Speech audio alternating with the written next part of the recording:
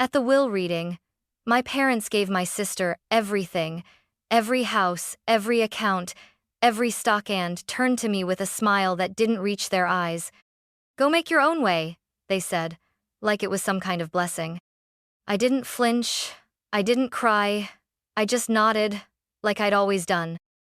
But then something happened. A second lawyer stood up. Not theirs. My grandfather's.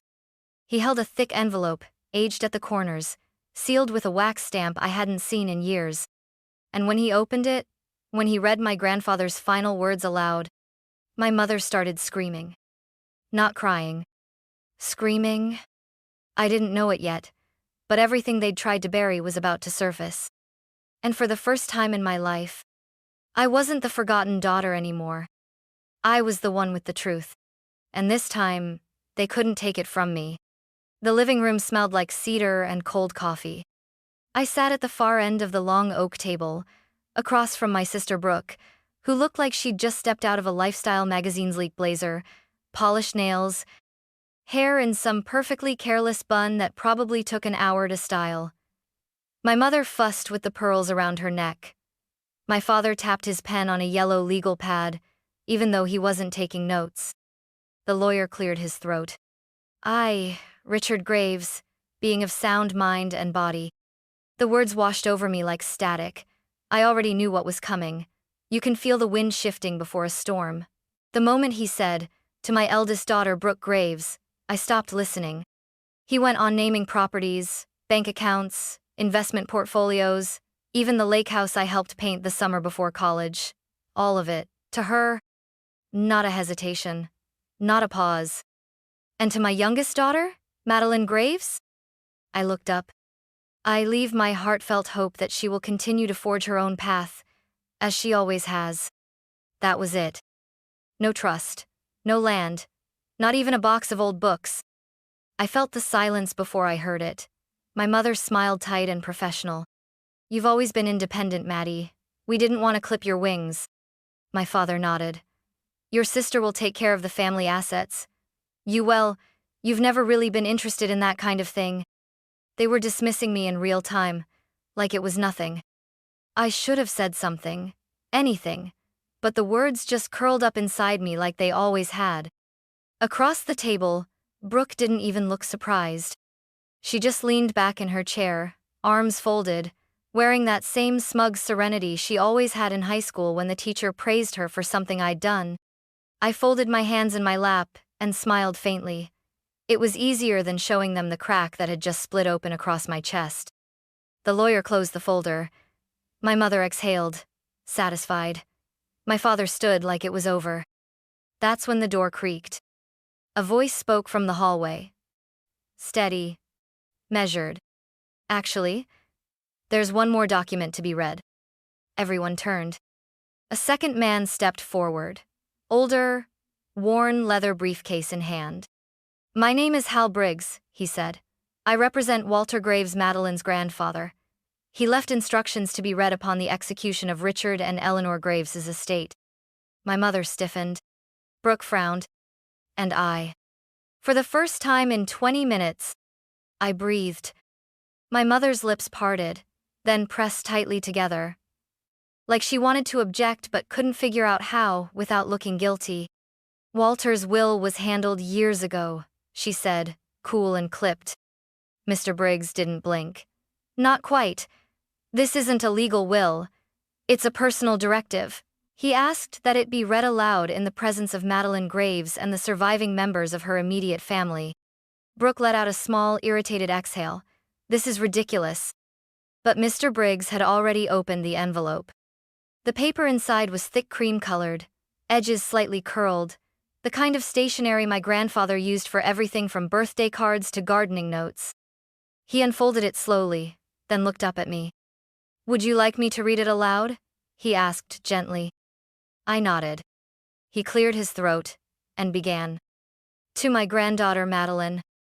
If you're hearing this, it means I've outlived your patience, and for that, I owe you an apology. I tried to reach you many times, in ways they couldn't intercept, but I failed. They built walls between us, and I was too old, too sick, or too tired to break them down. I looked at my parents.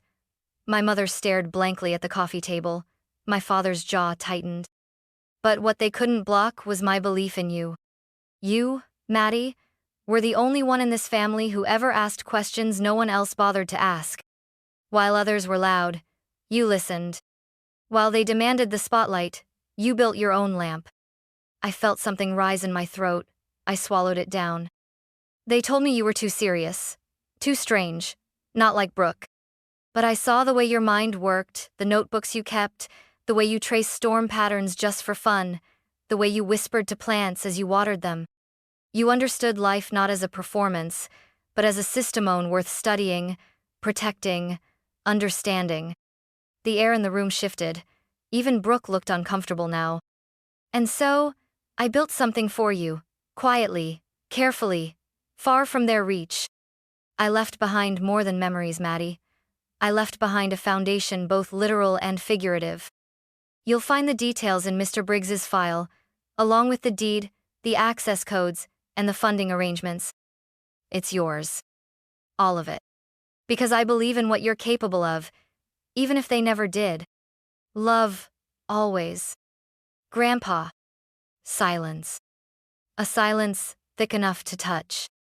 I didn't move, didn't breathe. Then my mother stood too fast. This wasn't supposed to happen, she said, her voice shaking. This isn't part of the plan. She turned to my father, but he said nothing. Brooke's face had gone pale. And I looked down at my hands. The same ones that once held jars of caterpillars and soil samples. The same ones they said were too clumsy for anything important. And for the first time in years, they felt like mine again. 2 days later, I drove north through winding Vermont roads I barely remembered. Fog clung to the trees like breath on glass, and the GPS kept losing signal. The directions Mr. Briggs had handed me weren't digital, just a printed page with handwritten notes from my grandfather in the margins. One said simply, "Take the left after the crooked maple. You'll know it when you see it." And I did. The road turned from asphalt to gravel, then narrowed until it was barely more than a path. Then the trees opened. And there it was. Not a rundown barn or an overgrown field like I half expected, but a quiet, modern campus tucked into the hills. 3 greenhouse domes gleamed in the gray morning light. A wide, low building with solar panels stretched along a ridge. A tall sign by the front gate read, "The Graves Research Initiative, Private Agricultural Development Site." I got out of the car slowly. It didn't feel like an inheritance. It felt like a secret garden someone had built while the rest of the world forgot I existed. A young man in muddy boots approached, wiping his hands on a rag. "You must be Maddie," he said. "We were told you'd come." "Who told you?" I asked, startled. He grinned. "Walter told us years ago that one day, a quiet girl with too many questions would show up asking more. He said, 'Give her everything.'" He led me inside. The building smelled like rain and basil. There were 6 people on staff, graduate students, and researchers, mostly. All of them working on experimental projects related to sustainable farming, vertical irrigation systems, drought-resistant crops, pollinator mapping, things that lived in the footnotes of journals, not family conversations. In the corner of the main lab, there was a desk with a brass nameplate, reserved for MG. On the wall above it was a framed sketch of a honeybee colony, drawn in my childish handwriting, one I had done for a science fair when I was 8. "I don't understand," I whispered. The assistant researcher, Tara, handed me a leather-bound binder. Inside were pages of funding allocations, patents filed in my name, and a note from Walter. "They didn't see you, but I did, and now they'll have to." That's when the tears came, not angry ones, not broken ones. Just quiet release. This place, this legacy, wasn't about money or proving anyone wrong. It was about finally being seen by someone who had watched me build tiny solar stills in our backyard with more curiosity than most adults brought to board meetings. I wandered outside toward the largest greenhouse, the air thick with rosemary and warm dirt. It smelled like possibility. For the first time since I was a child, I wasn't looking for permission to exist. I had space to grow. That night, I stayed in the small guest loft above the greenhouse. It wasn't fancy wood beams, a single lamp, and a creaky cot butt. It felt more like home than the house I grew up in ever had. I couldn't sleep. I kept flipping through the binder Grandpa had left behind, funding records, handwritten notes, even copies of emails he'd tried to send me. Most of them bounced back. Wrong address. Mailbox full. Blocked sender. And then I found it. A printout of my old cell number, circled in red, with the words written in his firm, looping hand. She says this number doesn't work. But it does. He knew. Somewhere between the arguments and the silence, he'd figured it out. They'd cut me off on purpose. I remembered the time I missed Thanksgiving because my parents said my flight info never came through. I'd emailed them twice. Got no reply. Brooke said, "We thought you were busy saving bees or something." I remembered my sophomore year of college, when the university told me the scholarship check bounced. I thought it was a clerical error. Mom said she'd handle it. Grandpa paid it instead, quietly, through a friend of the foundation. They had rewritten the story of my absence over and over until even I questioned whether I'd tried hard enough to stay connected. But I had. I had called, I had written, I had driven 8 hours once, only to find the house dark and empty. No one told me they were on vacation in Tahoe. I used to think it was just bad timing. Now I knew it was deliberate. There's a special kind of grief that comes, not from loss, but from realizing you were removed, cut out like an inconvenient paragraph in a carefully edited family narrative. The binder held more. Photos of science projects I didn't know Grandpa attended, taken from a distance, behind gym bleachers or across auditoriums. A receipt for a telescope he'd ordered for me, but which never arrived. He had written on the bottom corner, "Returned unopened." I remembered crying for hours that Christmas, thinking he'd forgotten me. They made me believe he had. I stood up and opened the window. The night air rolled in like truth, cold, clean, impossible to ignore. Down in the dark greenhouse, a single light was still on. I could see the outline of someone examining seedlings, probably Tara, finishing up a soil test. I smiled faintly. They hadn't just buried his money or his name. They had tried to bury me. But I was still here. And now? Now I had roots. She showed up 2 days later. I was in the north greenhouse, charting moisture levels, when Tara radioed in from the gate. "There's someone here. Says her name is Brooke Graves." I froze. Then I said calmly, "Let her in." By the time she stepped into the building, I'd already composed myself. White blouse, designer boots, that signature Brooke confidence, but it cracked the moment she saw the place. She spun slowly, taking it in the hydroponic rows, the solar filtration system, the hum of life all around her. "This is what he gave you?" she said. "It's what he built for me," I replied. She turned sharply. "You weren't even there." I knew what she meant. She meant birthdays, holidays, hospital visits. But I was done letting her weaponize absence when it was them who had locked the doors. "You don't get to say that," I said, voice steady.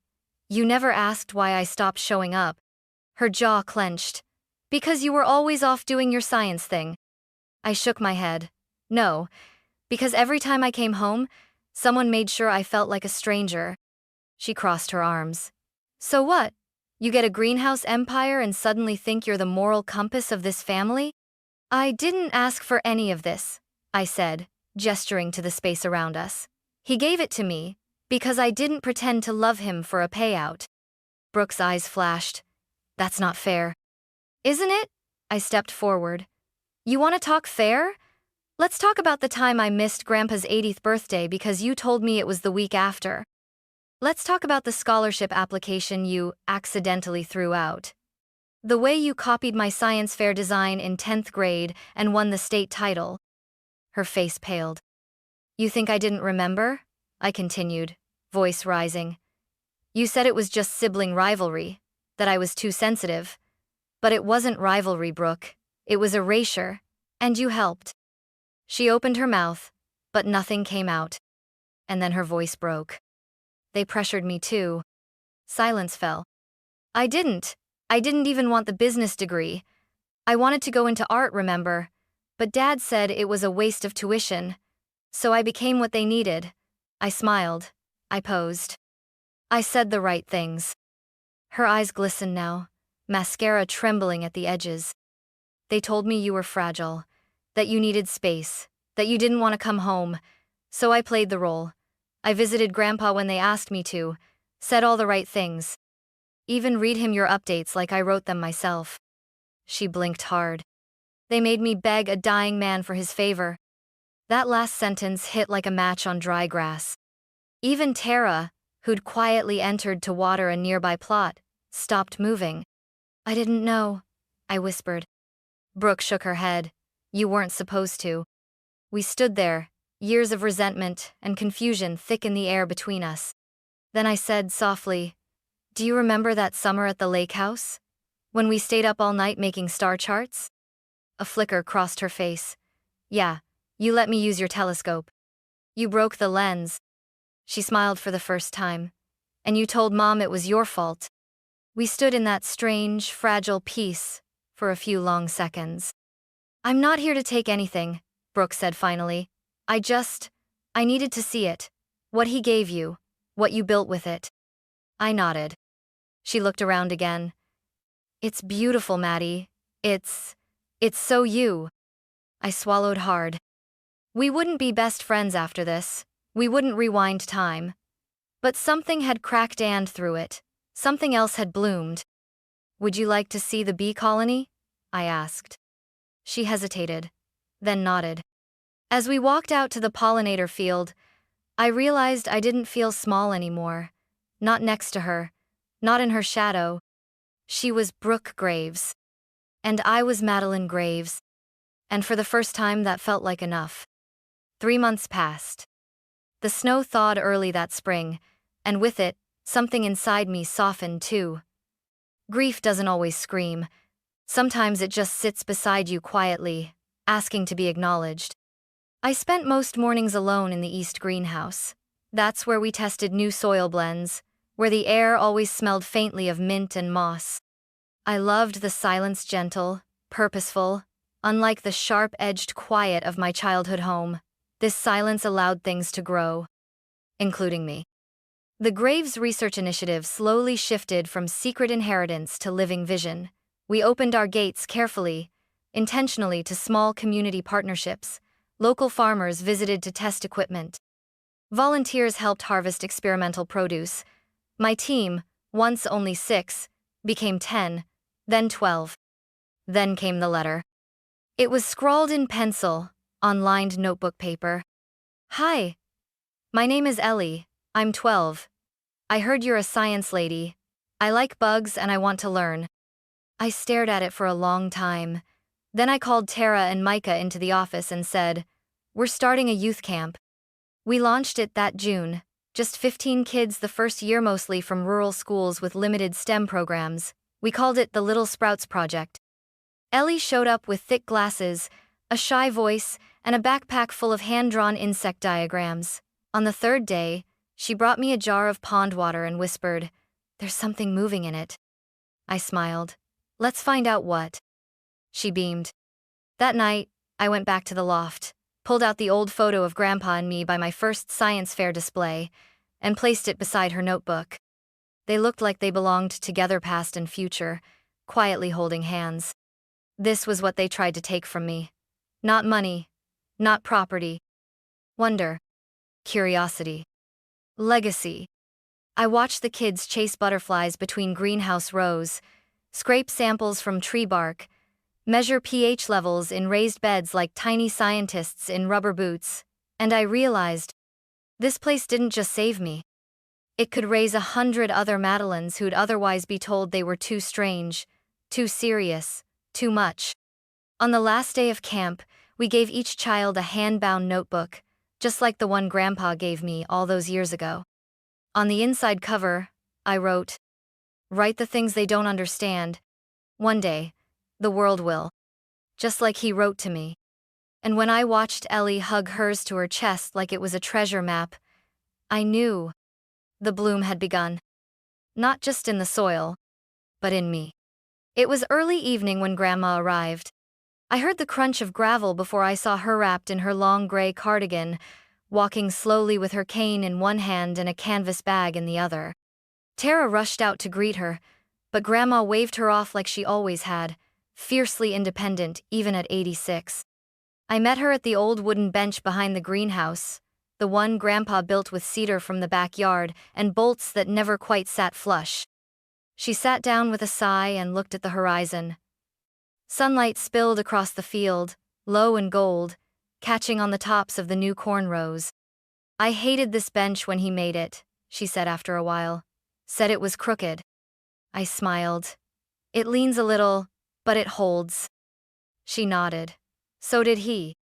We sat for a long time, letting the silence braid itself between us. Finally, she reached into her canvas bag and pulled out a small velvet pouch. She didn't say anything, just handed it to me. I untied the drawstring. Inside was Grandpa's pocket watch. I recognized it instantly, the smooth silver case, the faded initials engraved on the back. W.G. He'd carried it every day, I remembered. Said it kept time better than people did. But when I opened it, something new caught my eye. Inside the lid was a tiny photograph cut, perfectly to fit. It was me, no more than 9 years old, standing proudly beside my first science fair display on honeybee communication. My hair was in braids. My smile was crooked. Behind me, in the photo, Grandpa stood just out of frame, one hand on my shoulder. "He carried you with him," Grandma said quietly. "Every single day." My throat tightened. The sun hit the edge of the metal and scattered warm light across my hands, like tiny constellations. "I should have given it to you sooner," she added, voice brittle, "but somehow it never felt like the right time." I closed the lid and clutched the watch in my fist. "It's time now," I said. She looked at me, really looked. The same way Grandpa used to like. I wasn't just a daughter or a scientist or a girl who got left behind, but a whole person with sharp corners and soft roots. "I'm proud of you," she said, voice steady. I blinked hard. "I think he'd be proud too," she added. "I know," I whispered. We sat until the sky turned violet, until the first stars began to peek out behind the greenhouse domes. The bench creaked beneath us, but it held. So did we. It's been 5 years since the will reading. 5 years since they handed everything to Brooke and told me to make my own way. Funny how literal that became. The Graves Research Initiative is now home to 4 lab buildings, 2 student housing cabins, and an outreach wing named after Grandpa. We've partnered with 3 universities, expanded our Little Sprouts youth program statewide, and this fall, we're opening our first community seed bank. We've grown more than plants here. We've grown safety, voice, possibility. Some mornings I still wake early, before anyone else, and sit at the same crooked bench behind the greenhouse. I carry Grandpa's pocket watch in my coat. I wind it by hand, listen to the ticking, whisper updates like he's beside me. "Ellie's going to Yale. We found a breakthrough in drought-tolerant beans. I think I'm doing it right." He never answers, of course. But somehow, I always leave the bench steadier than before. Brooke and I talk occasionally. Nothing too deep. She sends donations under a pseudonym, sometimes handwritten notes with no signature. That's enough for me. My parents? I haven't seen them since. Every few months, I get an email from my mother. Short, controlled. She always starts with, "Dear Madeline," and ends with, "We hope you're well." I never respond. Not out of anger, just clarity. Some doors don't need slamming. They just need locking. I've learned that healing doesn't require apology when you stop needing the apology to move forward. People often ask me how I did it, how I turned a forgotten inheritance into a statewide initiative, how I lead a team of 27, manage federal grants, mentor students, write policy. The truth? I was never trying to prove anyone wrong. I was trying to prove Grandpa right. And somewhere along the way, I proved myself capable too. This wasn't the life they planned for me, but it's the one I made. The lab's mission plaque hangs in the main hall now. Beneath the logo is a single line carved in bronze. For the quiet ones who kept building when no one believed they could. I walk past it every day. Not to remember where I came from, but to honor what I chose instead. I don't carry resentment anymore. I carry legacy. In the calloused tips of my fingers, in the circles of light that dance across my desk every morning, in the notebooks stacked beside every child who walks through our doors whispering, "Is it okay to be curious?" Yes. It's more than okay. It's the way we grow.